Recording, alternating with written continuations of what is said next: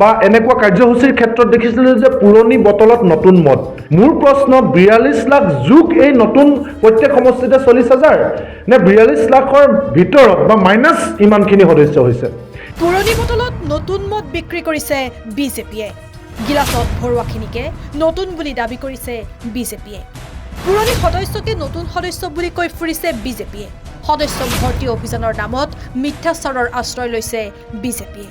পুৰণি সদস্যসকলকে নতুন বুলি দেখুৱাই ফুৰিছে। বিজেপিৰ সদস্য ভৰ্তি অভিযানটো হৈছে অনিশ্চয়তা দূৰীকৰণ অভিযান। 42 লাখ সদস্য তেওঁলোকৰ এতিয়াও আছে নে নাই সেয়া চাইছে এই অভিযানৰ জৰিয়তে।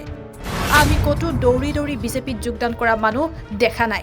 বিজেপিৰ বিৰুদ্ধে ক্ষোভ কৃষক মুক্তি সংগ্ৰাম সমিতিৰ সাধাৰণ সম্পাদক বিদ্যুৎ শইকীয়াৰ।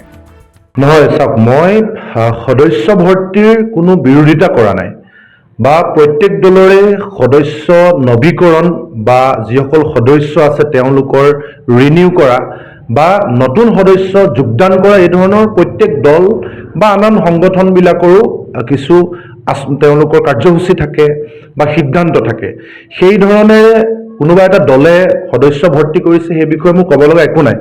কিন্তু মই এই কথাটো ভাৰতীয় জনতা পাৰ্টিক প্ৰশ্ন কৰিছিলোঁ যে তেওঁলোকৰ সদস্য ভৰ্তি অভিযান নে সদস্যসকলৰ সদস্যতাৰ নৱীকৰণ মানে ৰিনিউ অভিযান?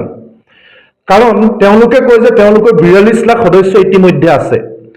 আমি দেখিলোঁ যে 42 লাখ সদস্য থকা দলটোৱে 1.5 লাখ ভোটত গৌৰৱ গগৈৰ ওচৰত যোৰহাটত হাৰিলে।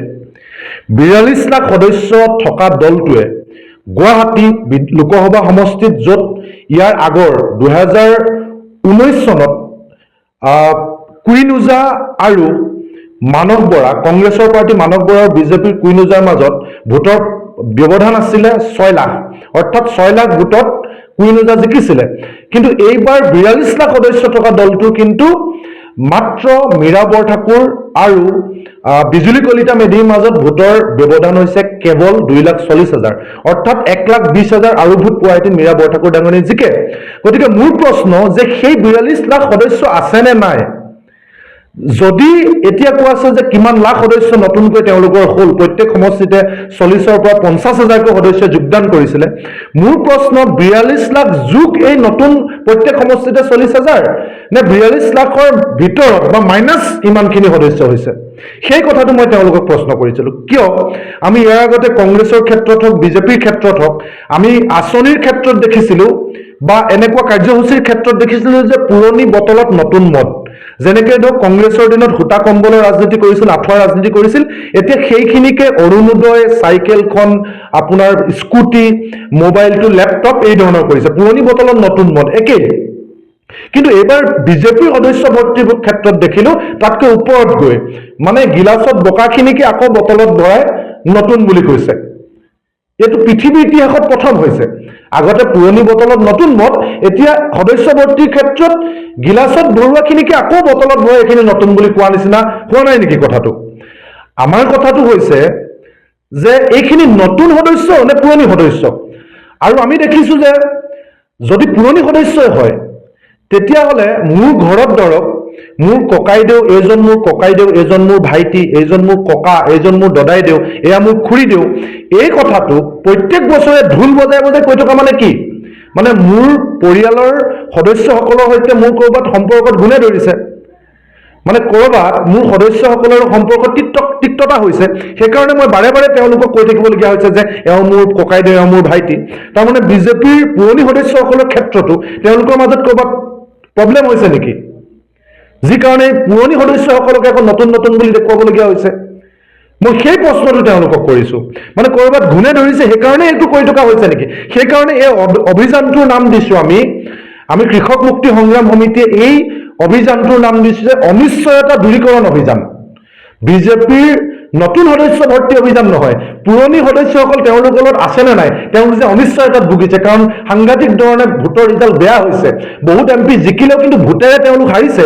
সেই অনিশ্চয়তাটো 42টা সদস্য তেওঁলোকলৈ আছে নে নাই, সেই অনিশ্চয়তাটো দূৰী কৰিবৰ কাৰণে এই কাম কৰা হৈছে অনিশ্চয়তা দূৰীকৰণ অভিযান। কিন্তু তাকে যে নতুন সদস্য অভিযান বুলি ঢাক ঢোল বজাই সেই মই কোৱা নিচিনাকে গিলাচত বকাখিনিকে আকৌ নতুনকৈ বটলত মই নতুন বুলি কৈ যিটো এটা নেৰেটিভ সৃষ্টি কৰিছে, বিৰোধীসকলক যে দুৰ্বল কৰিব বিচাৰিছে, সেই কামটোৱে তেওঁলোকে কৰিছে, সেই কথাটোকে মই কৈ আছো। আৰু মূল কথাটো হৈছে যে আমি স্মাৰ্ট মিটাৰক লৈ এতিয়া গাঁৱে গাঁৱে অভিযান চলাই আছো, আমি ক'তো মানুহ দৌৰি দৌৰি আহি জাকে জাকে মানুহ যোগদান কৰা আমি দেখা নাই।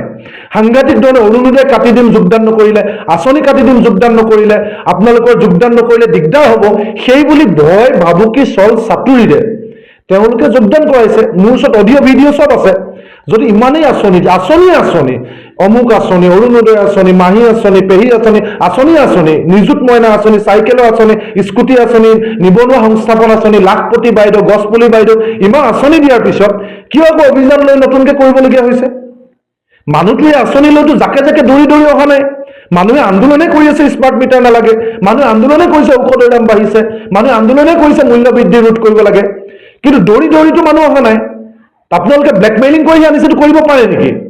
গতিকে এই ব্লেকমেইলিং কৰা আৰু মানুহক টুপি দিয়া, পুৰণি সদস্যকে নতুন বুলি কৈ টুপি দিয়া, এই কথাবিলাকৰহে আমি বিৰোধিতা কৰিছো। News desk, Sarupathar plus.